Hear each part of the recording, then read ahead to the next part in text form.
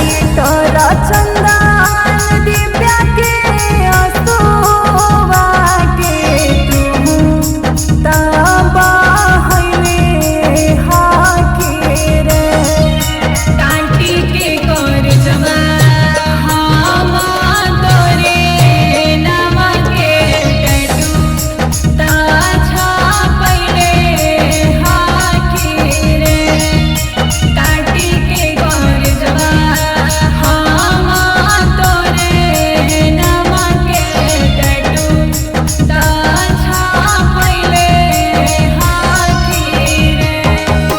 Lavanya recording studio, Rasulpur Koregaon, Bhagwanpur, Vaishali.